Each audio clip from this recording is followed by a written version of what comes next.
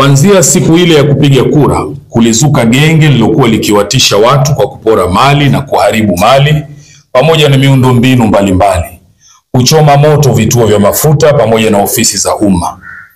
Katika siku hizi za uhalifu huu, Watanzania wakagawika katika makundi yafuatayo: kundi la waliofanya uhalifu, kundi la waliochukizwa na uhalifu uliokuwa ukifanywa, kundi la waliofurahia uhalifu na uvunjifu wa amani uliotokea, kundi la wachochezi wa ndani na nje ya nchi yetu wakiwemo mpaka wale ambao si wa Tanzania. Pia kukawa na kundi la serikali na vyombo vya dola na kundi la wanasiasa wa mitazamo tofauti.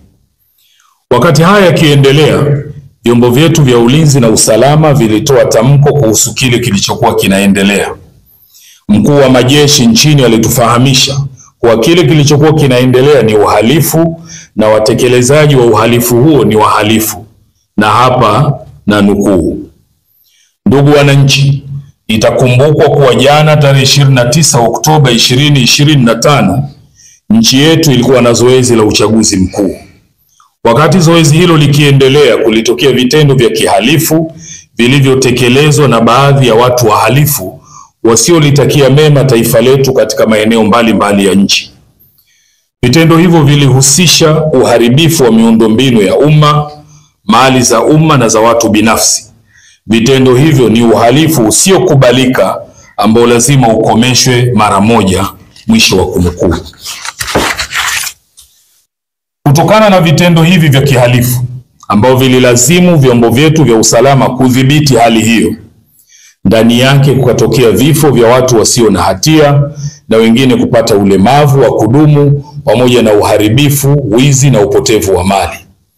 Yote haya yakisababishwa na genge lililokuwa likifanya fujo, wizi na uharibifu mkubwa wa mali na miundombinu. Sisi kwa umoja wetu tunalaani vitendo hivi vya kihalifu ambavyo udhibiti wake umepelekea vifo vya watu wasio na hatia. Sisi kwa umoja wetu tumeumia sana kwa haya yaliyotokea, hasa maisha ya watu yaliyopotea kutokana na vitendo hivi vya kihalifu. Nimegundua Samia Suluhu Hassan pamoja na watu zake madini, ni samahani, naomba munisamehe kwa hii kauli mbaya ambayo naitoa juu ya watu wazima, lakini hawa ni watu wanafiki kwa mujibu ya Qur'ani, sio kwa sababu yangu mimi, sio kwa kauli yangu mimi. Kwa mujibu ya Qur'ani, wale watu wanajiita Waislamu na wakasema leo kauli, ninapenda kuwa prove wrong, naweza kuwathibitishia kwamba wale sio Waislamu bali wale ni wanafiki, na nitawapeni ushahidi ambayo iko kwa Qur'an, haijatoka kwa akili yangu. Kwa hiyo hii kauli unafiki, najua ni kauli sio ya nidhamu kumwambia mtu mzima, ili mtu iko hapa inasikia pia mtanisamehe. Kwa watu ambayo wako hapa Waislamu, ijapokuwa sio Muislamu, watu ambao ni Waislamu, katika Qur'ani tukufu kuna sura inaitwa Suratul Furqan. Ukipata muda, naomba leo kaisome kwa tafsiri yake. Katika Suratul Furqan kwenye Qur'ani, Mwenyezi Mungu mtukufu alieleza ni watu gani ambao waumini wake wa kweli na watu gani ambao Mwenyezi Mungu kasema watu wenye sifa hii na hii na hii na hii, hawa ni kweli watu wangu mimi na wananitumikia mimi kwa mujibu ya Qur'an. Sasa alitaja sifa kama 11 kwa Waislamu, utaweza kuniprove. Katika sifa hizo ukitaka kujua kweli watu wake, ni sifa 2 alizitaja, zinasema hivi. Ya kwanza aliyosema hawa watu wake ambao ni waumini wa kweli, alisema kwamba walladhina wala taqtuluna nafsa allati harrama Allahu illa bilhaq. Kwa maana yake kwamba watu wangu, Mungu anasema hawa watu wangu mimi, mkitaka kuwajua kweli ni watu wangu mimi na wananiabudu mimi na kweli ni watu wa Mungu kabisa na wananitumikia mimi, katu hawatoweza kumuua mtu asiyekuwa na hatia. Katu hawatoweza kudhulumu kwa kuua mtu kwa sababu ya wao wapate raha. Wala taqtuluna nafsa allati harrama Allahu illa bilhaq. Mungu kasika kwa mujibu ya Qur'ani kasema, wewe ukitaka kumjua mtu kweli kabisa ni mtu wa Mungu na mtu ananitumikia mimi na ananiabudu mimi, never hataweza kuja kuua mtu ambaye hana hatia. Sasa Kwa mujibu wa Qur'ani, Samia Suluhu Hassan ashakuwa disqualified, ametolewa kwa watu ambao waumini. Kwa watu ambao waumini ametolewa. Na watu wengine hiyo inaendelea katika kutaja sifa za waumini wa kweli, ikataja sifa nyingine inasema wala yashhaduna walladhina wala yashhaduna zurra wa idha marru billaghwi marru kirama. Kwa maana ya kwamba pia watu hao ambao mnaweza kujua kama ni watu wangu, but never hawatoweza kutoa ushahidi wa uongo, na wakisema kauli yoyote wanasema ukweli. Sasa ndugu yangu, tujiulize, hii ni Qur'ani tukufu ambayo Waislamu wanaifuata, lakini Waislamu hawa wanaifuata, ndio leo tumeona amevaa kofia na kanzu, anajiita yeye Muislamu, ameenda kutoa ushahidi wa uongo kwamba watu walioandamana ni wahuni na washughulikiwe. Hao wanaungana na makono kwa watu 10,000 wameuliwa, wakati Mwenyezi Mungu peke yake kawakataa. Sasa ndugu yangu, naomba nadhani mnaweza mkao mnajiuliza, kwa nini sasa wanatoa kauli ambayo wakija kwetu sisi wanatuambia wao waumini na wanavaa vizuri, lakini na Waislamu ama ni Wakristo tutajuaje kama si waumini? Imeelezwa tena, mtawajua Mwenyezi Mungu kaeleza tena katika Suratul Bakra, ni sura ya 2 nadhani aya ya 14. Mwenyezi Mungu anasema ukitaka kujua watu wanafiki wana tabia hii moja.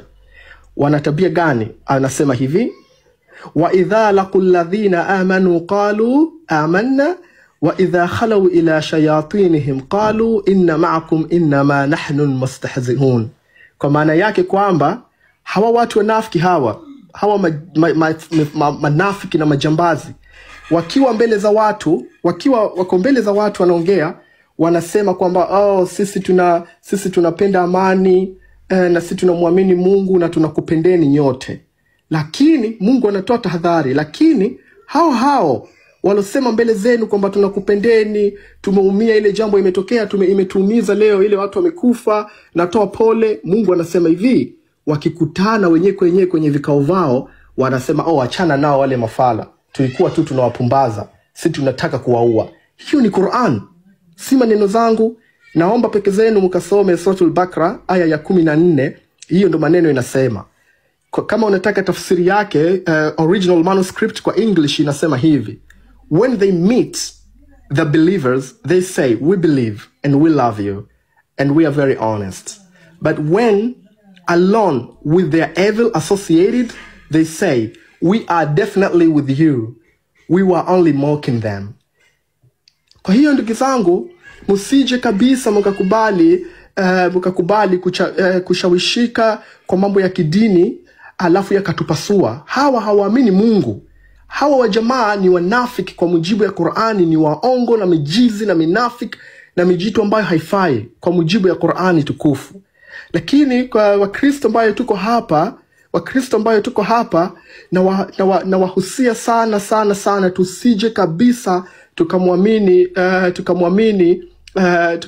yule mtume anauza mamaji, anasema akikupa maji unapata utajiri. Hawa jamaa ni criminal, na tukipata nchi tunawapeleka mahakamani.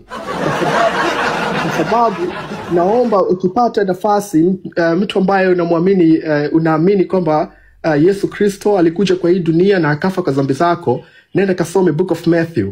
Inavyoelezwa kwamba kwa siku za mbele watakuja mapasta za uongo ambao watajifanya kuwa wao waumini wa Mungu, lakini tu ni wanafiki kabisa. Ikiwa unataka reference, nenda kasome Matthew chapter 7 verse 15.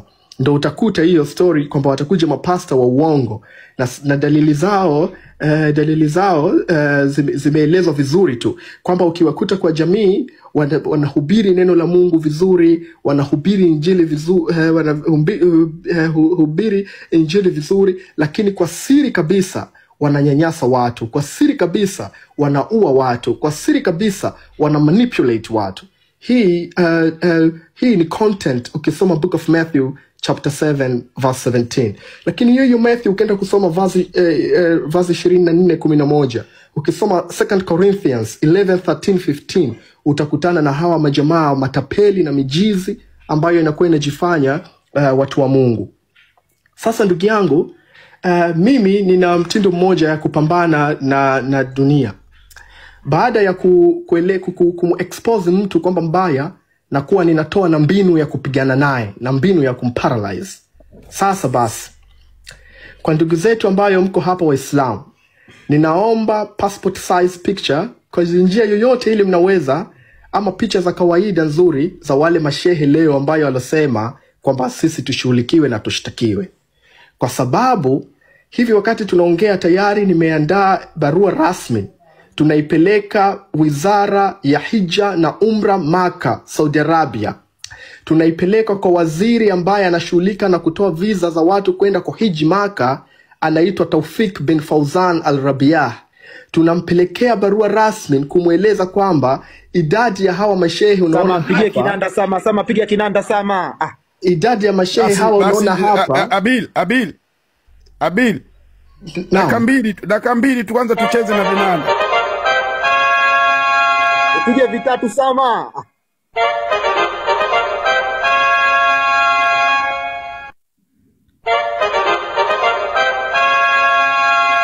Watu wanasema na makofi kidogo, Nabili, tulia Nabili, unatoa madini si ya kawaida. Bado Nabili, bado wao. Tena wape tena kidogo mashe. Okay, unaweza kaendelea sasa. Okay, sasa hizi mashehe ambazo ni majambazi na majizi na maprimitive ilikuwa leo imeweka masura zao, naomba mufanye kazi moja tu kwenu nyinyi. Munitumie picha zao zinaonesha sura zao na majina matatu kamili. Kwa kila ile picha ya mmoja na jina yake kamili. Kwa mfano kama mimi unapata picha yangu, unaweka huyu, unaniandikia huyu ni Habil Kabil wa TikTok. Majina matatu yao yamekamilika, ile imesajiliwa kwa serikali ya Tanzania. Tushaandaa barua rasmi zenye nyaraka 4. Nimeambatanishia Saudi Arabia, nimeambatanisha na pamoja na chapter za Quran zinotakiwa watu hawa wapigwe vita na wasiruhusiwe kuingia sehemu takatifu kama ya Maka. Na barua hiyo tutaipeleka pia kwa waziri yao inahusika na mambo ya watu wanaoenda kuhiji Maka, pamoja na kutoa visa za watu wanaohiji Maka kwa bwana Taufik bin Fauzan Al-Rabiah. Tutamuomba watu hawa wawe banned moja kwa moja kuingia kwenye mji yao mtukufu, kwa sababu wamehusika na mauaji ya watu wasiokuwa na hatia 10,000. Pamoja na hiyo juu yake wanaamua kudhalilisha dini yao ya Kiislamu, dini ambayo tunaamini haina ugomvi na Christian, haina ugomvi na sisi, haina ugomvi na Waislamu peke zetu. Tutaisukuma wizara yake kwamba awashughulikia wa watu raia wa Tanzania. Ikiwa unapata passport namba zao ni muhimu sana, tutapeleka kule taarifa kwamba hawa ni macriminal, na tumeambatanisha kwa taarifa zao ICC. Msiruhusu waje, kuruhusu hawa watu kuja pamoja na mufti yao ya Tanzania kuingia kwa mji yenu tukufu ni kuidhalilisha Saudi Arabia, kwa sababu kwa mujibu ya Quran mji ule mtukufu anatakiwa afike muumini na Muislamu wa kweli tu, ambaye anamwamini Mungu na kitabu yake, ambaye anaweza kufuata yale nini Mwenyezi Mungu amesema. Hawa ni macriminals na usiwaruhusu kuingiza. Na baada tu ya kutuma barua hiyo Saudi Arabia kwa wizara inayoshughulika na mambo ya umra na haj, na kumpelekea barua hiyo bwana Taufik bin Fauzan Al-Rabiah, tutapeleka barua hizo rasmi ambazo tumeziprint na picha zao hawa majambazi, tutaziwatumia na wao hawa majambazi kwa WhatsApp. Tutabatanisha barua hizo, tutapeleka sasa ofisi ya mufti ya Tanzania kwamba tumeomba hawa watu wawe banned kuingia Tanzania, kwa sababu tu washike adabu zao siku ya pili kutumock sisi, kutufanyia masihara, watu ambazo ndugu yetu wameuliwa, watu ambayo mtu anapanda hapa analia kaka yake na mume yake na ndugu yake kauliwa, wao unakuja kusema tukamatwe. Lazima tupambane nao kiulimwengu wa sasa unavyotaka. Makomenti za matusi tu sio jambo ya busara sana, na mimi sikulelewa kwa mfumo ya kuweza kutukana watu, lakini nimefundishwa njia za kupigana vita ambazo za kuhakikisha mtu ana paralyze hata kama hajataka. Kwa hiyo tutapeleka hizi barua mpaka Monday zitakuwa imefika, wazuiliwe kabisa kuingia pale. Pamoja tukipata majibu zao tutawapelekea kwa mufti ya Tanzania, wajue kama wa watu tuna put pressure Saudi Arabia wawe banned, kwa sababu hawa ni majambazi na ni mahalifu. Kwa hiyo ndugu zangu, kwa sasa nitasimama hapo kuwapa nafasi ndugu yangu nyingine itoe maoni zenu.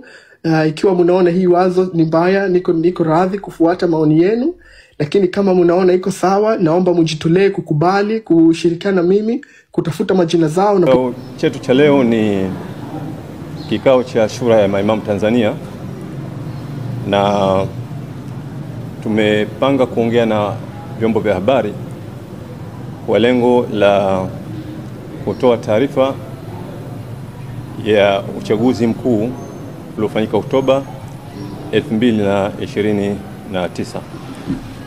Shura ya Maimamu ni taasisi kongwe ya Kiislamu ambayo katika majukumu yake, moja ya majukumu yake ni kushughulika pia na masuala ya kisiasa hapa nchini, na imekuwa ikifanya au ikitekeleza majukumu hayo kwa muda mrefu. Katika uchaguzi huu wa mwaka huu 2025, Shura ya Maimamu Tanzania, kamati kuu ya siasa, iliweka waangalizi wa uchaguzi na wameshiriki katika maeneo kadhaa hapa nchini. Kwa hivyo leo wanatoa taarifa ya uangalizi ambayo inatokana na uchaguzi huu uliopita. Taarifa yetu itagusia maeneo mbalimbali yanayohusiana na masuala ya kisiasa, hasa katika uchaguzi huu, na tutaeleza yale ambayo yaliyojiri katika maeneo mbalimbali ya kisiasa katika uchaguzi huu. Lakini hatimaye pia tutakuwa tuna tamko la Shura ya Maimamu kuhusiana na uchaguzi huu wa mwaka 2025. Eneo la kwanza ambalo tunazungumzia kile ambacho waangalizi walichoanza nacho kuangalia katika uchaguzi huu, kwa maana ile ya eneo kubwa la kisiasa. Kwanza kabisa ni swala la daftari la wapiga kura. Daftari la wapiga kura ni kitabu ambacho kinaorodhesha Watanzania ambao ndio hatimaye huwa wanafanya maamuzi ya kupatia watu uongozi wa nchi. Kwa mujibu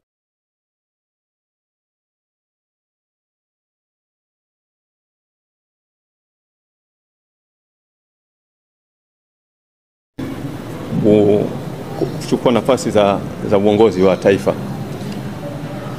Kile ambacho tulichokiangalia au Shura walichokiangalia katika chombo hiki muhimu, daftari la wapiga kura, ni swala zima la uboreshaji wa daftari la wapiga kura.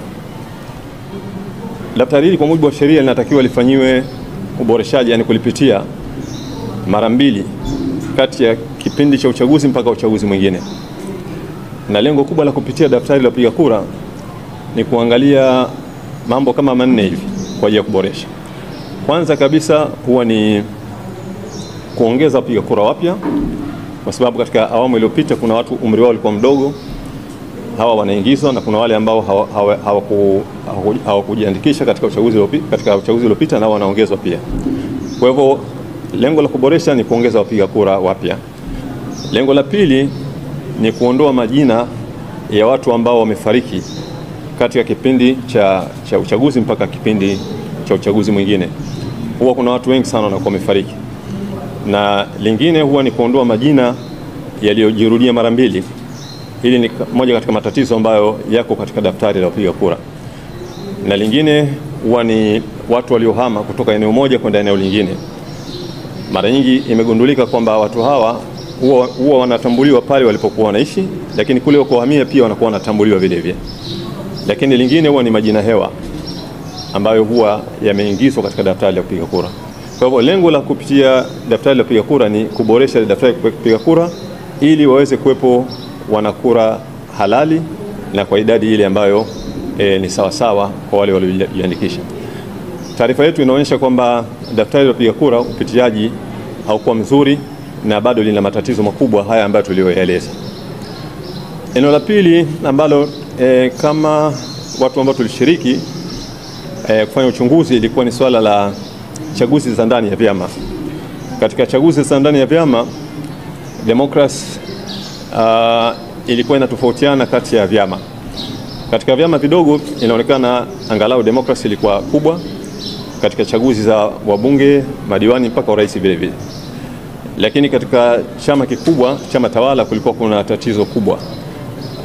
Hasa katika nafasi ya mgombea urais, ambapo inaonekana kwamba kamati kuu ilibadilisha utaratibu wa katiba na matokeo yake ikawa hana mpinzani katika nafasi ile, na jambo ambalo lilileta mgogoro mkubwa sana. Lakini pia waliweza kubadilisha vifungu vya katiba ili kukidhi matakwa ya wakubwa, na yaliweza kubadilisha yale matokeo ya wapiga kura wao. Hili ni eneo ambalo linaonekana kwamba lilikuwa na matatizo, linatofautiana kati ya vyama na vyama. Eneo lingine ambalo tuliangalia ni swala la usajili wa mawakala. Hawa ni watu muhimu sana, lakini eneo hili pia tumegundua kwamba lina matatizo makubwa sana katika swala zima la uandikishaji wa mawakala, lakini swala la viapo, lakini swala vile vile la kutambuliwa mawakala pale ambapo wanapokwenda katika vituo vya kupiga kura. Lakini jambo lingine la msingi ambalo tulijaribu kuliangalia ni kampeni za uchaguzi.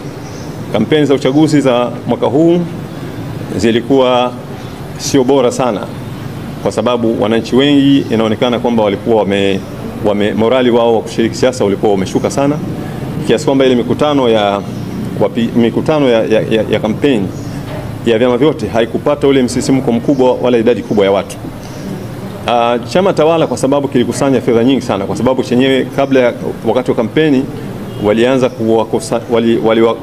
wachangisha fedha matajiri hela nyingi sana. Kwa hivyo kilikuwa chama ambacho kimeingia kwenye kampeni hali ilikuwa kiwa na fedha nyingi sana. Kwa sababu ya ule utajiri walikuwa nao, wao walilazimika kuitengeneza mikutano yao kwa kubeba wapiga kura. Na eneo mojawapo ambalo wamelitumia sana ni eneo la shule, wakichukua wanafunzi wengi kutoka katika mashule kwa magari kukodi na kuwapeleka kwenye mikutano ya kupiga siasa. Lakini vile vile hotuba katika kampeni hazikuwa na mvuto mkubwa sana, hasa katika hotuba za chama tawala, kwa sababu walikuwa hawana mambo mapya zaidi ya zile ahadi ambazo walizokuwa wamezitoa katika miaka ya nyuma, ambazo nyingi zilikuwa hazikutekelezeka. Lakini upande wa vyama vya upinzani, wao walifanya kampeni ya kuwatembelea, kampeni ya nyumba kwa nyumba ya kuwafikia wapiga kura, na huko walikutana na maswali mengi sana, walikutana na matatizo mengi ambayo waliyasikia kutoka kwa wapiga kura. Wengi walijaribu kulalamikia baadhi ya mambo ambayo miongoni mwa hayo ni yale ambayo ni majukumu ya serikali lakini wanapewa wao. Kwa mfano swala la kuzoa taka ambalo sasa hivi limefanywa kwamba ni jukumu la wananchi na wanatozwa fedha. Swala la ulinzi pia wananchi wanatozwa fedha vile vile, lakini walilalamikia ahadi nyingi ambazo zimetolewa kwa nyuma. Kwa mfano ahadi ya mama kujifungua bila kulipa malipo akiwa hospitali, lakini haitekelezeki. Matibabu kwa mtoto na mzee bila kulipa gharama halitekelezeki. Vile vile elimu kwa katika mazingira magumu sana. Kwa hivyo walipokea malalamiko mengi sana kutoka kwa wapiga kura. Kwa kifupi, kampeni zilikuwa na sura hiyo za kisiasa. Baada ya kampeni tuliingia kwenye swala la upigaji kura. Upigaji kura ulianza Oktoba 29. Kitu ambacho kilichoonekana katika kampeni, kwanza kabisa kulikuwa na swala zima la kuwazuia mawakala wa vyama vya upinzani kuingia katika vituo vya kupiga kura. Lakini mawakala wa chama tawala waliruhusiwa kuingia katika vituo vya kupiga kura. Na hiyo ilitoa nafasi sana ya kuingizwa kura feki katika yale maboksi ya kupiga kura. Kwa hivyo mawakala walizuiliwa, na hata pale ambapo walipolalamika lakini bado waliruhusiwa kuingia hali ya kuwa hawatambuliwi. Lakini kulikuwa kuna hali ya upendeleo vile vile kwa watu wa tume, ambapo kwa mfano kuna baadhi ya maeneo walikuja watu kupiga kura wakiwa hawana vile vipande vya kura, lakini walikuja hali ya kuwa wana barua ya utambulisho wa Chama cha Mapinduzi na wakaruhusiwa kupiga kura. Wakati tukiendelea kwenye zoezi la upigaji kura, waangalizi wakiangalia hiyo hali, kulitokea maandamano makubwa yalifanyika katika maeneo mbalimbali, na yalileta athari kubwa, kwa sababu kuna maeneo ambayo tunaweza kusema kama uchaguzi haukufanyika kabisa. Maeneo kama ya Ubungo, maeneo kama ya Kinondoni, huko ni eneo ambalo liliathiriwa kwa kiasi kikubwa sana na yale maandamano. Lakini pia kulikuwa na swala la mauaji, watu wengi inaonekana wameuawa katika siku ile ya maandamano. Kuna swala la watu ambao walijitokeza katika upigaji kura, walikuwa watu wachache mno. Katika baadhi ya vituo ambavyo wapigaji kura, upigaji kura ulifungwa saa 10, lakini wasimamizi wa uchaguzi wakachukua maboksi ya uchaguzi wakaondoka nayo. Pamoja na hayo, lakini kuna baadhi ya vituo ambavyo vilivyoanza kuhesabu kura. Katika vile vituo ambavyo viliweza kuhesabu kura, lakini baadaye hawakufika mwisho, nao pia yale maboksi wasimamizi wakayabeba wakaondoka nayo. Katika vile vituo, baadhi ya mawakala waliwahi kuchukua zile hati za majumuisho, na waangalizi wa shura ya maimamu waliziona hati 4 za majumuisho ambazo zilikuwa na sura ifuatayo. Moja ilikuwa ni ya kituo cha Lumo Sekondari B4. Waliojiandikisha walikuwa ni watu 372, lakini waliopiga kura walikuwa ni 21. Na kituo cha pili kilikuwa ni kituo cha Lumo Sekondari A4. Waliojiandikisha walikuwa ni 429, lakini waliopiga kura walikuwa 34. Na kituo cha tatu kilikuwa ni Lumo Sekondari A5. Waliojiandikisha walikuwa ni 422, waliopiga kura walikuwa ni 14. Na kituo cha 4 waliojiandikisha walikuwa ni Lumo Sekondari CA. Waliojiandikisha walikuwa 423, waliopiga kura walikuwa 23. Kwa hivyo unaweza ukaona kwa kiwango gani wapiga kura walikuwa wachache sana katika maeneo ya kupiga kura. Kwa hivyo uchaguzi wa safari hii au uchaguzi wa mwaka huu ulikuwa ni uchaguzi ambao ulikuwa na mwitikio mdogo sana ukiangalia katika ile hali halisi inayotokana na nyaraka, lakini yale ambayo watu tumeshuhudia kwa macho sana. Sisi tutaipa nafasi yule adui atuingie. Lakini jambo la tatu, kabla sijaanza kuongea, ambayo naamini ni muhimu sana, mimi sipendi nikuwe natukuzwa. Utukufu ni umiliki wa Mwenyezi Mungu mtukufu. Na pia naamini kwamba, kwa maoni yangu binafsi, sisi sote hapa hatujafanya kitu kubwa. Ile watu wamefanya kitu kikubwa ambayo wanahitaji sifa ni wale ambazo wamekuwa tayari kutoa damu yao wakakufa, damu ambayo ina wingi wa lita 50,000 ikamwagika ndani ya ardhi ya kuwa ya Tanzania ambayo Mwenyezi Mungu ametubariki sisi. Lakini wao wakakuwa tayari hata kutoka kwa roho zao kwa sababu tu ili sisi tulobaki tukue na nchi ambayo itakuwa tunaheshimiana. Kwa hiyo tusitukuzane. Utukufu ni umiliki ya Mungu peke yake, na sifa kubwa tuwape ndugu zetu ambazo zimekuwa tayari kufa kwa ajili yangu mimi na wewe na kila mtu. Kwa hiyo tujaribu kuwaonesha mapenzi ile watu wamekufa, tuwaoneshe mapenzi watu ambayo wako na mahitaji, ile wako wamepata vilema, wamepigwa. Ukiwa Mungu kakubariki, wamekujia, basi wasaidie tu, no need kusema nani umemfanyia. Tuwasaidie ndugu zetu, kwa sababu ni kweli iko kwa hali ya shida sana. Ningependa kutamka hizo maneno kama kwa sababu ya utangulizi tu, kwa lengo la kutuweka sisi pamoja. Sasa hivi tushakuwa familia moja. Kwa hiyo familia jukumu yake ni kusaidiana, kuongozana na kupendana. Na hiyo ndo najaribu kumshauri kila mtu ambayo anakuwa hapa ananisikiliza. Abel, okay. Wait kidogo. Hebu ongezeni tena makopa, wameripoti tena mara ya pili hiyo. Weka makopa, acheni kuandika message saizi. Acheni kuandika message. Wekeni kopa, wameripoti tena mara ya pili. Acheni kuandika message saizi. Wekeni kopa tu na virozi na nini. Wameripoti mara ya pili. Kwa hiyo kabla maake hajaongea. Okay, endelea Bill. Well, jambo ya pili, najua kama hii hapa sisi tuko ni sote ya Tanzania, na juu ya Tanzania sote ni wa Afrika, na juu ya Afrika sote ni binadamu. Kwa maana yangu kwamba tunatakiwa sote tupe heshima moja, tupe mapenzi moja, na tukue tunachukuliwa watu wa moja. Pia ndugu yangu, naomba leo kukwambieni ukweli kabisa toka kwa moyo yangu, na Mungu peke yake anajua nini nasema. Kwa sababu mmekuwa mnavunjwa moyo na munatishwa, munaambiwa mimi sio Mtanzania, mimi sio binadamu ya kweli, ni robot, wengine anasema ni AI. Naomba kuwathibitishia hiyo story sio ya kweli. Mimi, wazazi yangu, bibi yangu ni Mtanzania, mama yangu kazaliwa Tanzania. Mimi pia nimezaliwa Tanzania, isipokuwa iko ndugu zangu haijazaliwa Tanzania. Kwa hiyo mimi hapa munaongea na mimi, munaongea na binadamu ya kawaida, binadamu ambaye anatenda dhambi kama binadamu nyingine, binadamu ambaye ana makosa, lakini kubwa zaidi ambayo inatuunganisha hapa, sisi sote ni wa Tanzania. Na hile ni nchi yetu.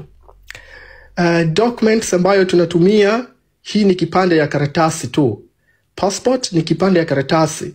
Sasa ndugu yangu, kipande ya karatasi isikuje ikatutia mashida. Kama kuna mtu yote alikuwa anataka taarifa rasmi kwamba kuhusu mimi ni Mtanzania, wazazi yangu nyingine inaishi Tanzania, niko na birth certificate ya cheti ya kuzaliwa ambayo ina namba zake na imetoka Tanzania.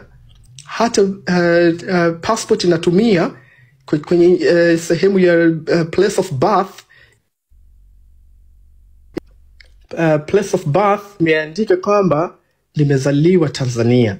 Kwa hiyo yule mtu ambaye nimeona anakanusha kwamba mimi sio Mtanzania na nafanya ushawishi, hapana ndugu zangu, mimi ni Mtanzania na bado familia zangu ziko hapo, na usually haimalizi kila mwaka zaidi ya mara 2 na kuja nyumbani, kwa sababu nimepata fursa ambayo Mungu kanijalia ya kuenda manchi mingi sana, lakini sijaona utamu ambayo naupata kwa Watanzania, kwa utamu waliokuwa nayo. Kwa hiyo hapo ni nyumbani. Hiyo story ya chaneni nayo ni story ya watu wajinga. Baada ya hapo sasa, ninakuja na taarifa muhimu sana, na taarifa za kimkakati. Ndugu zangu, jana nilitoa elimu ndogo, na inawezekana kwa namna moja ama nyingine haijaweza kufahamika uzuri, na ningeomba kutumia muda mfupi sana kuirejea kidogo, alafu niende kwenye point kwamba leo tumefanya nini kuhusu hotuba ya rais, na hatua gani tunachukua kwa hotuba yake, na vipi tunaendeleza harakati za kuiparalyze serikali. Ndugu yangu wapenzi, jana niliwafahamisha kwamba serikali yoyote inaondolewa kwa njia 3 kuu, kwa mujibu ya wasomi na watu walikuwa wamefanya research na wanajua vipi mambo yanakuwa. Inaondoshwa serikali kwa njia ya kwanza inaitwa political paralysis. Njia ya pili inaitwa administrative paralysis, na njia ya 3 inaitwa public resistance paralysis. Najua hapa ni live ambayo ni wa Tanzania halisi, na tunahamasishana kwa vile ni wazalendo kuipenda nchi yetu pamoja na malugha yetu. Sasa nitaongea kwa Kiswahili kizuri sana, watu wote mkwe mnapata raha nini nasema. Political paralysis maana yake ili serikali dondoke, itokezee paralysis ya kipolitical. Maana yake we paralyze politically ya ile nchi, kwa maana ya kwamba itokezee wanasiasa wakubwa ambayo iko na nguvu ya kusema kitu ikaaminika, na wawe wana mitazamo tofauti. Wanapogombana hawa wanaweza wakaiparalyze serikali ikadondoka. Narejea tena, hii ni njia ya kwanza ambayo unaweza kuidondosha serikali, kitaalamu inaitwa political paralysis. Sasa nikatoa mfano jana kwamba kwa maoni yangu mimi binafsi, kiongozi pekee ambaye alikuwa anaweza kuiparalyze serikali kwa njia ya kipolitical ni Tundu Antipas Lissu, kwa sababu alikuwa akiaminika, kwa sababu alikuwa na ushawishi, kwa sababu alikuwa anajua hasa wapi anaweza akaishika serikali kwa njia ya kipolitikali na akaiparalyze.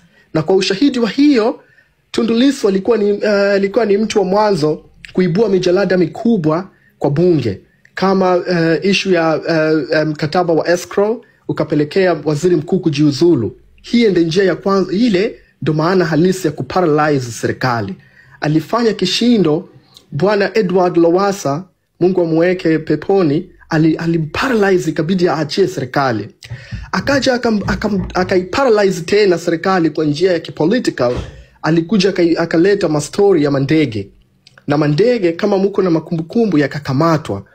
Akafanya, hii ni njia ya kipolitical. Sasa mimi na wewe raia wa kawaida hatuwezi kuifanya hii kitu inaitwa political paralysis, kwa sababu mimi na wewe sio wanasiasa ambayo tunaweza sio wanasiasa wa kihalali. Kwa hiyo basi, vile tu serikali haramu na serikali ya kijambazi baada ya kujua kwamba Tundu Antipas Lissu ana uwezo wa kuiparalyze serikali kwa njia ya kipolitical, walijaribu kutoka na roho yake. Lakini Mungu ana mipango yake ambayo mimi na wewe hatuna hekima na macho ya kuona nini kapanga kwa yule jamaa. Akamweka hai kwa njia ambayo kibiolojia huwezi kuelezea jinsi gani mtu anaweza kupona kwa risasi zile. Hiyo tunaita ni mipango ya Mungu peke yake. Njia ya pili ambayo inatumika kudondosha serikali inaitwa administrative paralysis. Administrative paralysis maana yake kutokezea migomo, lakini migomo ndani ya utawala. Kwa mfano, tusikie kesho madaktari yote inagoma kwenda kufanya kazi, na walimu yote inagoma kwenda kusomesha, ama polisi seme no, si tunagoma kufanya kazi kwa sababu hela ndogo. Jambo hilo kitaalamu linaitwa administrative paralysis, na linaweza likaiparalyze serikali mpaka ikadondoka. Sasa ndugu yangu, CCM ni watu majambazi sana na wako na experience nzuri sana ya ujangiri. Sasa nini imefanya? Ilichofanya CCM, katika kila idara huwezi kuajiriwa mpaka ukue wewe mwana CCM. Mpaka ukue wewe primitive ambaye bado mpaka leo tunatumia science and technology, we bado uko zama za mawe. Sasa wanawachukua wale watu wa zama za mawe, wanawafundisha wimbo wa taifa ya Tanzania, na anafundisha bila CCM hatuwezi kukua, bila CCM ndio kila kitu. Sasa kwa sababu tu zile watu ni primitive, wanawekwa kwa system. Ukiweka watu hawa kwa system, haiwezekani tena kutokezea kitu inaitwa administrative paralysis. Kwa nini? Kwa sababu CCM polisi yote CCM, walimu yote CCM, watu wafanye kazi ya benki yote CCM. Na sio CCM tu, wamepewa na zawadi ya primitive, which is ni kitu kibaya zaidi. Yani unamkuta CCM ambaye ni mjinga. Wako CCM waliostarabika kama bwana Arioba na nyingine. Sasa lakini mbaya zaidi ukiwa CCM alafu ukawa primitive. Kwa maana hiyo ndugu zangu, kuiparalyze serikali kwa njia ya political kwa sasa hatuwezi tena. Kwa sababu hakuna chama ya upinzani ambayo iko strong. Wapinzani nyingi imekuwa inanunuliwa, wamepewa hela na wanatumikia shetani kama bwana Makengeza. Na administrative paralysis haiwezekani tena kwa sasa hivi, kwa sababu kila polisi ni CCM, kila mwalimu ni CCM, na sikuwa bado ni CCM kaongezewa na primitive. Sasa ndugu yangu, swali linakuja, ni njia vipi tunaweza kufanya kitaalamu? Hatupo tayari kunyamaza, hatupo tayari kushawishika, hatupo tayari kudanganyika kwa ajili tu ya wapuuzi wachache eti turudi nyuma tutii maelekezo yao ya kipuzi ambayo hata hayana motisha yoyote. Haiwezekani. Ndugu zetu wameuawa kikatili kinyama, halafu viongozi tuliowapa dhamana ya kutetea taifa letu na haki ya wananchi wake wanaenda kuomboleza magari, sheri na nyumba za polisi, sui na maduka. Wanashindwa kuomboleza damu za Watanganyika wazalendo waliojitoa kufa kwa ajili ya taifa la Tanganyika. Wanakwenda kuomboleza magari, wanaomboleza sheri, wanaomboleza vitu vya ajabu kabisa. Alafu leo mtu anakuja anasimama kwa ujasiri bila uoga wala hata aibu hana, anaanza kusema sasa jamani tuwaombeeni, mala mtu sijui kitu. Hakuna kitu kama hiyo, haitakaa ikatokea. Mtanganyika sasa hivi ameamka kutoka usingizini. Mtanganyika yuko macho, anajitambua, anajielewa, na hakuna jambo kama hilo linaweza likatokea. Kwa pamoja tu tusimame kwa pamoja, narudia kusema kama anavyosema jiniazi wetu, anasema kwa raha zetu tushirikiane na jiniazi wetu, rais wetu, katika zoezi zima la kuhakikisha yani tushirikiane kwa pamoja na jiniazi wetu jamani, rais wetu Habil, kuhakikisha tunaipalalize serikali nzima. Yani tunaipalalize serikali nzima iliyojaa, yani serikali ambayo imejaa mambo ya ajabu kabisa, imejaa watekaji, wauaji, madikteta, mabepali, mabeberu. Haisi hapana. Tumechoka kunyanyaswa, tumechoka kuteswa, tumechoka. Sasa huu ni wakati wa kupambana kuhakikisha taifa letu la Tanganyika linarudi katika mikono yetu, tunapata uhuru wetu wa kila siku. Upande wa ndugu zetu mamluki, hapa tu pole, kwa sababu mnapambana sana. Nyinyi huku chini mnakuja kupambana kung'ang'ana na sisi wapambania uhuru wa taifa letu, lakini wakati huo wale wanaowatuma kwa ajili ya kuja kupambana na sisi, wao wanajishusha, wanatafuta mbinu za kuomba msamaha, matumbo joto usiku na mchana, wanahangaika kama wanaumwa uchungu ndani. Nyinyi mnahangaika na sisi usiku na mchana kututumia komenti za kipumbavu, wala hata hamna wasiwasi. Sisi tunawatizama tu. Kazi kwenu mamluki wote. Sisi kila hatua yetu moja mnapokea majibu kwa kishindo. Vipi nyinyi mamluki na serikali yenu? Hatua zenu hatua zenu ziko wapi? Zinapokelewa wapi? Na matokeo yake ni nini? Mjiulize kwanza kabla ya kusimama na sisi mnatukomentia ujinga, mnakomenti vitu vya ajabu. Vipi nyinyi matokeo yenu yako wapi? Taarifa zenu mnazipeleka kwa nani? Kwa sababu kama mnatuletea sisi ndo haya tunaendeleza mpambano usiku na mchana, mnapambana na sisi, mnapanda na kushuka, mnatuma message zenu, sisi bado tunaendeleza mpambano, hatuna pressure wala wasiwasi, na tunawajibu kwa hoja na vitendo mnavishuhudia, na mwisho wa siku mnamuona mkuu wenu anayewatuma kuja kutuletea mbwembwe zenu za kijinga nini anachofanya. Kwa hiyo majibu mnayo. Sisi tunawajibu kwa vitendo, hatuwajibu kwa maneno kama nyinyi jinsi ambavyo mnakuwa ni wazee wa kanga moja, talabu nyingi kila siku kwenye podium. Freedom hiyo mic inatuumiza huko ndugu yangu. Wewe mjaribu kuwa makini na mic yako. Kwa hiyo kazi kwenu nyinyi mamluki mliotumwa. Sisi hatuna pressure. Kazi yetu iko pale, moto ni ule, wembe ni ule. Tarehe 9 Disemba tuko barabarani kama kawaida kwa ajili ya kwenda kupambania taifa letu. Taifa letu lazima tulikomboe. Mabango tunayo, tisheti tunazo, tutaonana barabarani. Iwe isiwe tarehe 9 Disemba. Hakuna Mtanganyika atakayelala kwa kukubali ushawishi wenu wa kijinga eti tu kwa sababu mnajifanya kujishusha, na wakati udikteta na ubepari mnaotufanyia unajishusha leo kwenye vyombo vya habari na podium. Alafu dakika za mwisho uko majumbani kwetu ndugu zetu wanazidi kutekwa, wanazidi kuuawa, wanatolewa majumbani usiku na mchana. Alafu unakuja kujishusha kwenye vyombo vya habari kutudanganya, kutuambia mambo ya kijinga ambayo hayana maana. Nini maana yake? Moto ni ule na wembe ni ule, haturudi nyuma. Freedom, ungekuwa msikivu kidogo ndugu yangu, basi tusikilizane. Kama ulikuwa ujisikii kupanda live ungeshuka. Hakuna sababu, hamna mtu aliyokulazimisha. So kama utusikii unatusikia, sema tu ni makusudi. Kama umetumwa rekodi vizuri, peleka taarifa zote. Sisi hata hatuna pressure kuhusiana na hilo. Kazi yetu inaendelea. Nimewapa homework mamluki yote. Hiyo ni kazi ya nyumbani, mkaifanyie kazi. Asanteni kwa kazi nzuri, pambaneni. Sisi tuko pale tunapambana. Watanganyika sasa hivi tumeamka. Na nazidi kuasisitiza Watanganyika tuamkeni. Watanganyika tuamkeni. Tuamkeni, kumekucha. Haiwezekani serikali nzima imejaa ukoo. Yani ukoo wa Samia, yani madudu matupu, yani mataila wasiojitambua. Haiwezekani. Hatuwezi kutawaliwa na serikali. Hatuwezi tawaliwa na serikali ya mabepari. Matakataka matupu yamejaa bungeni leo. Serikali nzima imejaa takataka tupu leo. Alafu mtu unakuja kusema tuna uongozi. Hatuwezi kutawaliwa na serikali ya matakataka sisi leo. Tutatawaliwaje na serikali ya matakataka? Yani hapana, haiwezekani. Hatuwezi kutawaliwa na serikali ya matakataka.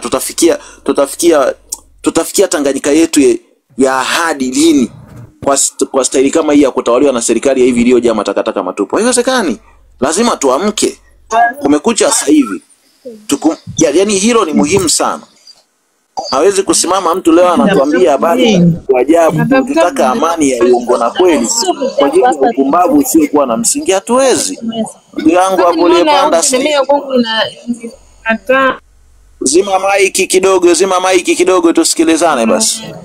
Kwa hiyo mimi nadhani jambo la msingi hatuwezi kutawali ya ukoo mmoja wamejaa madikteta, wauni, watekaji, wauaji, wanakuja tu kutusumbua na kutuendesha ovyo ovyo. Haiwezekani. Kuanzia sasa tunasimama kupinga ukatili, kutokomeza udikteta, utekaji na mauaji.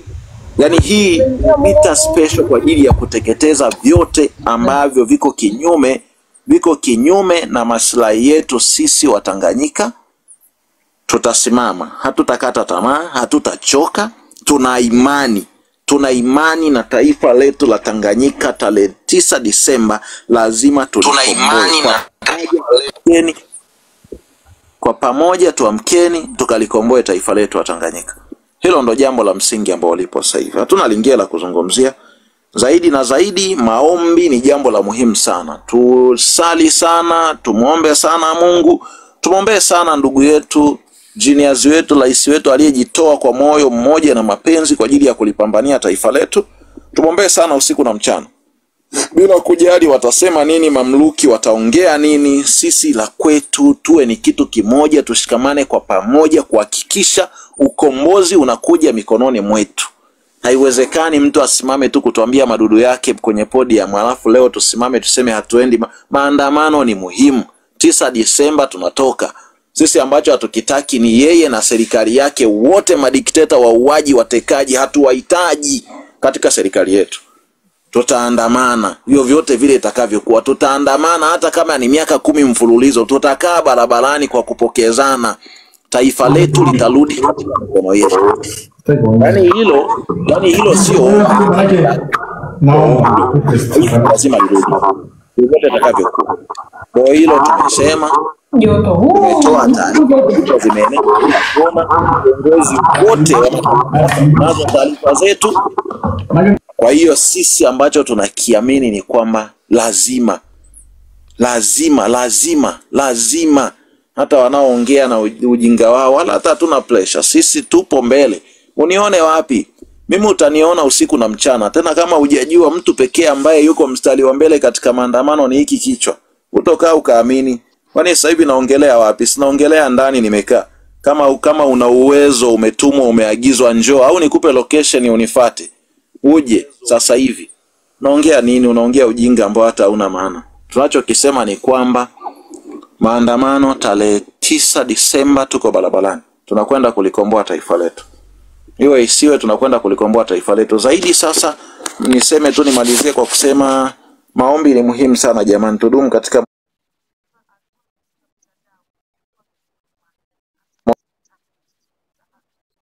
tukisha zoezi letu, lakini pia vile vile tuonane saa 2 kamili, tuonane kwa Sama kwa ajili ya kumsikiliza genius wetu. Anazo habari mpya nzuri ambazo zitauchangamsha moyo wako. Moyo uliokuwa umekufa na kuishiwa nguvu utachangamka na utainuka upya, kwa sababu genius wetu bado anazo taarifa mpya moto kabisa ambazo zitakwenda kuuinua moyo wako wewe raia wa Tanganyika ambaye ulikuwa unajaribu kusuasua na kutaka kufa moyo katika hili.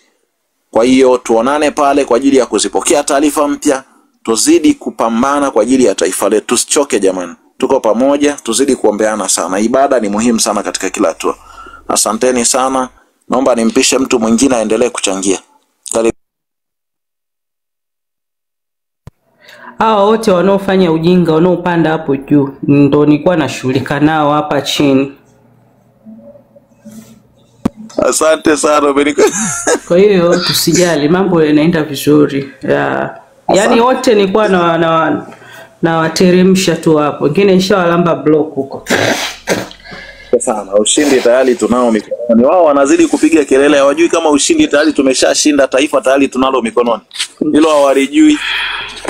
Kuna vitu vingine wanafanya bila kutumia akili, hawajui kama tena ni sister. Yani mimi nachoka mtu huyu anaitwa Yusa Keza. Hebu asha mic yako tukusikie kwanza.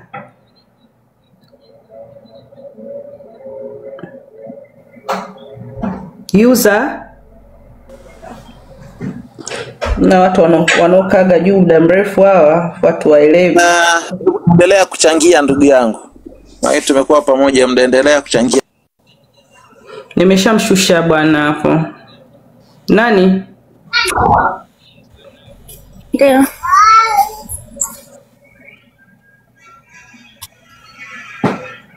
Huko ya raia mara nyingi inatokezea kwa njia tatu. Inatokezea kwa sababu ya ukabila, inatokezea kwa sababu ya kidini, inatokezea kwa sababu ya kinchi.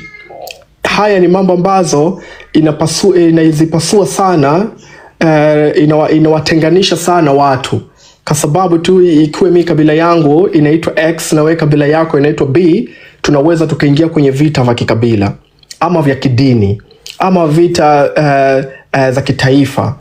Kwa hiyo nimesikiliza leo hotuba ya Samia Suluhu Hassan pamoja na watu zake wale za madini, mashehe. Nimeona iko jambo muhimu, ni muhimu pia kwa kidogo kuligusia. Kwanza ndugu yangu, ningependa kuthibitisha kwamba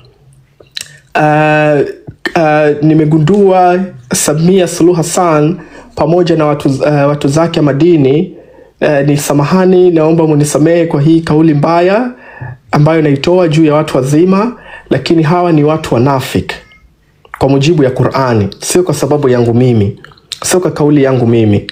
Kwa mujibu ya Qur'ani, wale watu wanajiita Waislamu na wakasema leo kauli, ninapenda kuwa prove wrong, naweza kuwathibitishia kwamba wale sio Waislamu bali wale ni wanafiki, na nitawapeni ushahidi ambayo iko kwa Qur'an, haijatoka kwa akili yangu. Kwa hiyo hii kauli unafiki, najua ni kauli sio ya nidhamu kumwambia mtu mzima, ili mtu iko hapa inasikia pia mtanisamehe. Kwa watu ambayo wako hapa Waislamu, ijapokuwa sio Muislamu, watu ambao ni Waislamu, katika Qur'ani tukufu kuna sura inaitwa Suratul Furqan. Ukipata muda, naomba leo kaisome kwa tafsiri yake. Katika Suratul Furqan kwenye Qur'ani, Mwenyezi Mungu mtukufu alieleza ni watu gani ambao waumini wake wa kweli na watu gani ambao Mwenyezi Mungu kasema watu wenye sifa hii na hii na hii.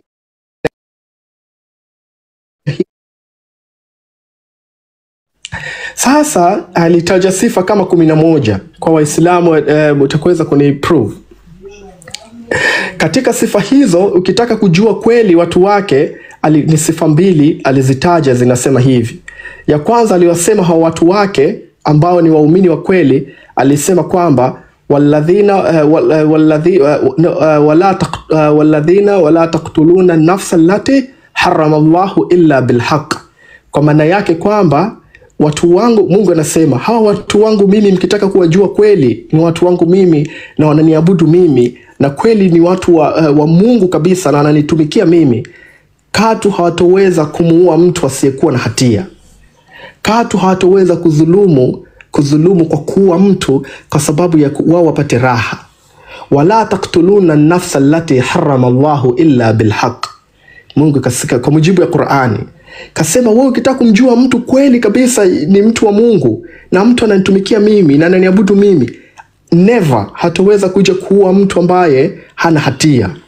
Sasa kwa mujibu ya Qur'ani, Samia Suluhu Hassan ashakuwa disqualified, ametolewa kwa watu ambao waumini. Kwa watu ambao waumini ametolewa, na watu wengine hiyo inaendelea. Katika kutaja sifa za waumini kweli, ikataja sifa nyingine inasema wala yashhaduna walladhina wala yashhaduna zurra wa idha marru billaghwi marru kirama. Kwa maana kwamba pia watu hao ambao mnaweza kujua kama ni watu wangu, but never hawatoweza kutoa ushahidi wa uongo, na wakisema kauli yoyote wanasema ukweli. Sasa ndugu yangu, tujiulize, Hii ni Qur'ani tukufu ambayo Waislamu wanaifuata. Lakini Waislamu hawa wanaifuata, ndio leo tumeona amevaa kofia na kanzu, anajiita yeye Muislamu, ameenda kutoa ushahidi wa uongo kwamba watu walioandamana ni wahuni na washughulikiwe. Hao wanaungana na makono kwa watu 10,000 wameuliwa, wakati Mwenyezi Mungu peke yake kawakataa. Sasa ndugu yangu, naomba nadhani mnaweza mkama mnajiuliza kwa nini sasa wanatoa kauli ambayo wakija kwetu sisi wanatuambia wao waumini na wanavaa vizuri, lakini na Waislamu ama ni Wakristo tutajuaje kama si waumini? Imeelezwa tena, mtawajua Mwenyezi Mungu kaeleza tena katika suratul Bakra, ni sura ya 2 nadhani aya ya 14. Mwenyezi Mungu anasema ukitaka kujua watu wanafiki wana tabia hii moja. Wana tabia gani? Anasema hivi: wa idha laqul ladhina amanu qalu amanna wa idha khalu ila shayatinihim qalu inna ma'akum innama nahnu mustahzi'un. Kwa maana yake kwamba hawa watu wanafiki hawa manafiki na majambazi wakiwa mbele za watu, wako mbele za watu wanaongea, wanasema kwamba sisi tunapenda amani na sisi tunamwamini Mungu na tunakupendeni nyote. Lakini Mungu anatoa tahadhari, lakini hao walosema mbele zenu kwamba tunakupendeni, tumeumia, ile jambo imetokea, imetuumiza leo, ile watu wamekufa, natoa pole. Mungu anasema hivi, wakikutana wenyewe kwenye vikao vao wanasema achana nao wale mafala, tulikuwa tu tunawapumbaza, sisi tunataka kuwaua. Hiyo ni Qur'an, si maneno zangu. Naomba peke zenu mkasome suratul Bakra aya ya 14. Hiyo ndo maneno inasema.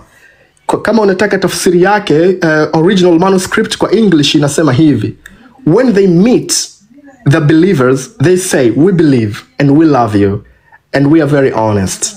But when alone with their evil associated, they say we are definitely with you, we were only mocking them. Kwa hiyo ndugu zangu, msije kabisa mkakubali kushawishika kwa mambo ya kidini alafu yakatupasua. Hawa hawaamini Mungu. Hawa wajamaa ni wanafiki kwa mujibu ya Qur'ani, ni waongo na mijizi na minafiki na mijitu ambayo haifai kwa mujibu ya Qur'ani tukufu. Lakini kwa Wakristo ambayo tuko hapa na wahusia sana tusije kabisa tukamwamini yule mtume anauza mamaji, anasema akikupa maji unapata utajiri. Hawa jamaa ni criminal, na tukipata nchi tunawapeleka mahakamani.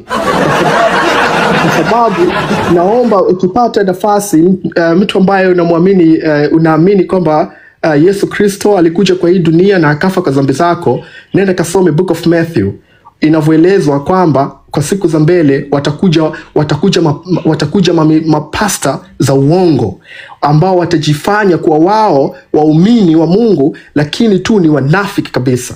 Ikiwa unataka reference, nenda kasome Matthew chapter 7 verse 15. Ndo utakuta hiyo story kwamba watakuja mapasta wa uongo na dalili zao zimeelezwa vizuri tu, kwamba ukiwakuta kwa jamii wanahubiri neno la Mungu vizuri, wanahubiri injili vizuri, wanahubiri injili vizuri, lakini kwa siri kabisa wananyanyasa watu, kwa siri kabisa wanaua watu, kwa siri kabisa wana manipulate watu. Hii ni content ukisoma Book of Matthew chapter 7 verse 17. Lakini hiyo Matthew ukienda kusoma verse 24-11, ukisoma 2 Corinthians 11-13-15, utakutana majamaa matapeli na mijizi ambayo inakuwa inajifanya watu wa Mungu. Sasa ndugu yangu, mimi nina mtindo mmoja ya kupambana na dunia. Baada ya expose mtu kwamba mbaya, na kuwa ninatoa na mbinu ya kupigana naye na mbinu ya kumparalyze.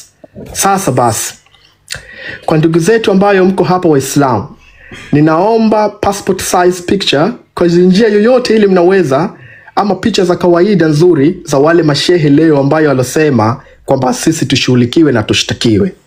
Kwa sababu hivi wakati tunaongea tayari nimeandaa barua rasmi, tunaipeleka Wizara ya Hija na Umra Maka, Saudi Arabia, tunaipeleka kwa waziri ambaye anashughulika na kutoa visa za watu kwenda kwa hiji Maka, anaitwa Taufik bin Fauzan Al-Rabiah. Tunampelekea barua rasmi kumweleza kwamba idadi ya hawa mashehe unaona Sama, pigia kinanda Sama, Sama, pigia kinanda Sama. idadi ya mashehe hawa unaona hapa. Abil,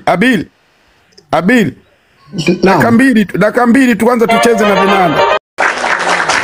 Bado na Abil subiri, bado wao.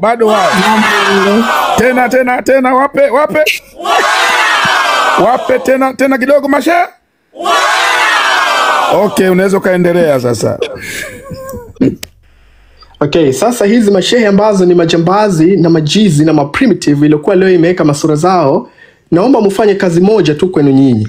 Munitumie picha zao zinaonesha sura zao na majina matatu kamili. Kwa kila ile picha ya mmoja na jina yake kamili.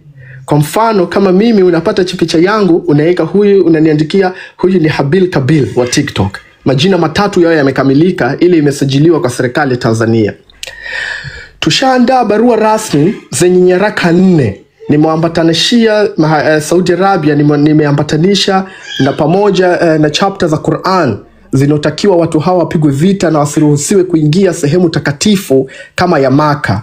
Na barua hiyo tutaipeleka pia kwa waziri yao inahusika na mambo ya watu wanaoenda kuhiji Maka, pamoja na kutoa visa za watu wanaohiji Maka kwa bwana Taufik bin Fauzan Al-Rabiah. Tutamuomba watu hawa wawe banned moja kwa moja kuingia kwenye mji yao mtukufu, kwa sababu wamehusika na mauaji ya watu wasiokuwa na hatia 10,000. Pamoja na hiyo juu yake wanaamua kudhalilisha dini yao ya Kiislamu, dini ambayo tunaamini haina ugomvi na Christian, haina ugomvi na sisi, haina ugomvi na Waislamu peke zetu. Tutaisukuma wizara yake kwamba awashughulikia wa watu raia wa Tanzania. Ikiwa unapata passport namba zao ni muhimu sana, tutapeleka kule taarifa kwamba hawa ni macriminal, na tumeambatanisha kwa taarifa zao ICC. Msiruhusu waje. Kuruhusu hawa watu kuja pamoja na mufti yao ya Tanzania kuingia kwa mji yenu tukufu ni kuidhalilisha Saudi Arabia, kwa sababu kwa mujibu ya Quran mji ule mtukufu anatakiwa afike muumini na Muislamu wa kweli tu, ambaye anamwamini Mungu na kitabu yake, ambaye anaweza kufuata yale nini Mwenyezi Mungu amesema. Hawa ni macriminals na usiwaruhusu kuingiza.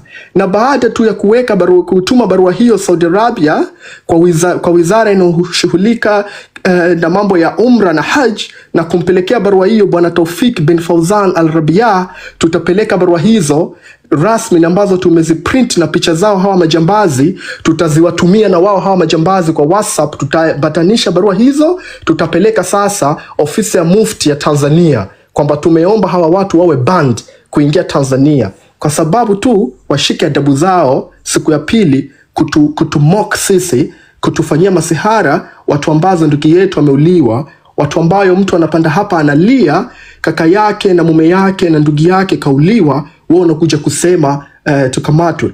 Lazima tupambane nao kiulimwengu wa sasa unavyotaka.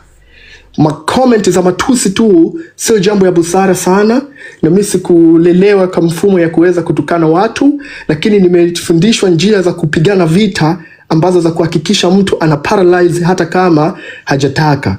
Kwa hiyo tutapeleka hizi barua mpaka Monday zitakuwa imefika, wazuiliwe kabisa kuingia pale. Pamoja tukipata majibu zao tutawapelekea kwa mufti ya Tanzania, wajue kama wa watu tuna put pressure Saudi Arabia wawe banned, kwa sababu hawa ni majambazi na ni mahalifu. Kwa hiyo ndugu zangu, kwa sasa nitasimama hapo kuwapa nafasi ndugu yangu nyingine itoe maoni zenu. Ikiwa mnaona hii wazo ni mbaya, niko radhi kufuata maoni yenu, lakini kama mnaona iko sawa, naomba mjitolee kukubali kushirikiana na mimi kutafuta majina zao na picha zao, ili tuweze kuwa paralyze wa jamaa waachane na uprimitive wanaofanya.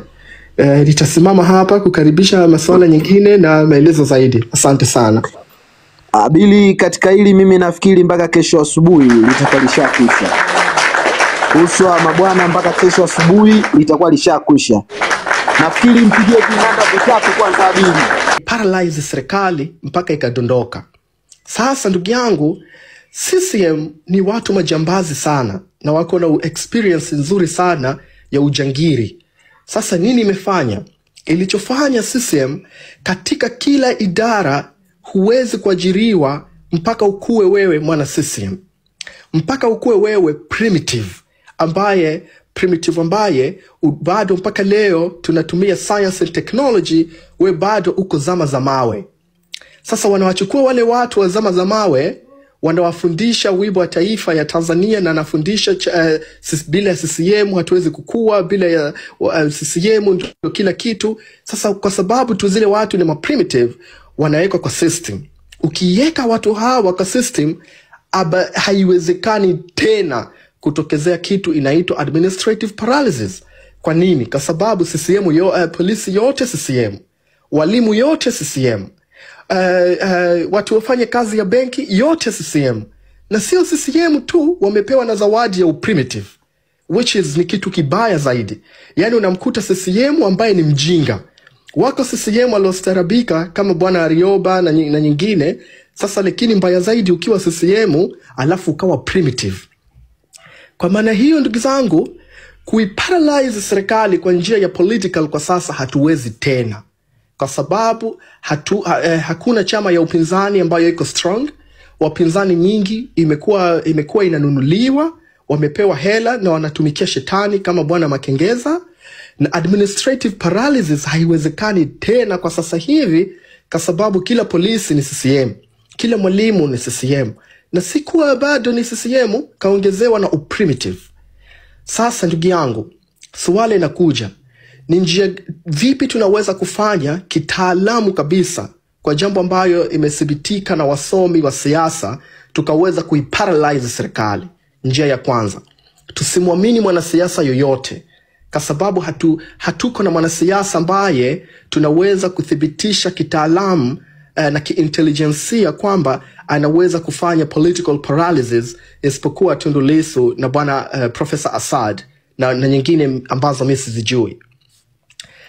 Na hatuwezi kuifanyia administrative paralysis ile kuiparalyze serikali kwa maandamano ya wafanyakazi, kwa sababu hizi wafanyakazi zote ni CCM. Swali linakuja, tunawezaje kuiparalyze serikali kitaalamu, kiintelijensia na kwa mujibu ya ulimwengu ambayo tunaishi nayo sasa? Njia iliyobaki ni moja tu, ambayo inaitwa public resistance paralysis. Maana yake kwa Kiswahili nyepesi ni maandamano ya amani ya kudumu ya raia wa kawaida ambayo hayana kiongozi yeyote ya kisiasa, hatuna kiongozi yeyote ya dini, hatuna kiongozi yeyote ambayo anatokana na fungamano yoyote ya mambo ya kisiasa. Hii ndugu zangu ndio njia peke yake iliyobakia kwa sasa. Kwa mujibu ya elimu na kitaalamu, tutaweza kuiparalyze serikali, tutaweza kuidondosha serikali. Lazima ndugu yangu tukue tunaambizana ukweli kwamba tuna muda mchache imebakia. Tuhimizane kwa moyo zetu moja na tumweke Mwenyezi Mungu wetu mbele, na tutumie kila taaluma na knowledge ambayo tuko nayo kuhakikisha kwamba tarehe 9 Disemba 2025 tunafanya maandamano makubwa ya amani yasiyokuwa na kikomo mpaka tu pale matakwa yetu raia wa kawaida yatakapokuwa yanasikilizwa. Kwa sababu hawa jamaa watakuwa wanasikiliza nini tunasema na nini mikakati yetu. Wamefika sasa kutujaribu kutumikiza watu wa masiasa na watu wa madini watujie, ili kama kutaka kutuungana na sisi, halafu tukiingia kwa barabara tuulize nini mnataka, halafu wao tu kwa sababu wako ni wanasiasa seme okay, si ni kiongozi, kwa hiyo tutakuja hapa kuongea kwa niaba yao. Nei, mimi nimekuwa makini sana katika kila barua ambayo nimeandika, kutumia balozi zote, kutumia nchi za kimataifa. Nimewaambia kwamba sisi ni raia wa kizalendo ya Tanzania ambayo hatuko na fungamano la chama yoyote ya siasa nchini, na wala hatuko kwa movement yoyote nchini. Ndugu zangu, hii ni jambo muhimu sana mkue nayo. Tusije tukakubali kutumika na wanasiasa. Kama wanakuja kwa maandamano yetu, kama kwa lengo yao kutuunga sisi mkono, kwa hiyo lazima tutawapa masharti ambayo lazima wabebe bango ambayo ina agenda yetu. Wasije pale anakuja na bango ambayo inasema tunataka maridhiano. No, sisi tukusema tunataka maridhiano. Tunataka Samia Suluhu Hassan, IGP, CDF waachie mamlaka haraka iwezekanavyo. Ikiwa hawa jamaa watatujia sisi kwa maandamano yetu na agenda ya aina hiyo moja ambayo tuko nayo, tunakaribisha. Maandamano yetu tunakaribisha CCM. Maandamano yetu tunakaribisha vyama vya walemavu Tanzania. Maandamano yetu tunakaribisha vyama vya wagonjwa wa kisukari Tanzania. Tunakaribisha kila mtu aje kwa maandamano yetu ya amani yasiyokuwa na kikomo, na maandamano ambayo kwa hakika kabisa tutaparalyze serikali. Hiyo ilikuwa njia ya kwanza ambayo nimeona nirejee kidogo kama kutoa elimu, na ikiwa kuna mtu yote ambaye hajafahamu, nikistop tutaulizana maswala. Nakuja kwa update ya pili. Ndugu yangu, leo asubuhi katika kuendeleza kuiparalyze serikali, nilikusanya emails za wakuu wa mikoa. Nilitaka ya nchi nzima. Nilitaka namba za simu na email address za wakuu wa mikoa pamoja na wakuu wa mikoa wa polisi, kwa maana ya RPCs na wakuu wa mikoa, emails zao wote. Tukawatumia email za kwa pamoja kuwajulisha juu ya maandamano yetu ya tarehe 9 ya amani yasiyokuwa na kikomo. Email ambayo zimeambatana na onyo kwa polisi kuwaeka wazi kama wasije kajaribu kabisa kuja kuharibu maandamano yetu kwa njia yeyote ile ambayo labda akili zao inafikiria atafanikiwa, kwa sababu tuko na mipango ambayo bado haijaanza kutumika kidunia. Kwa maana yangu, tuko na version ambayo Tanzania bado haipo. Ndio tutakuwa mara ya kwanza tutaitumia kujiwekea ulinzi, kujilinda na kuhakikisha tunaiparalyze hii serikali.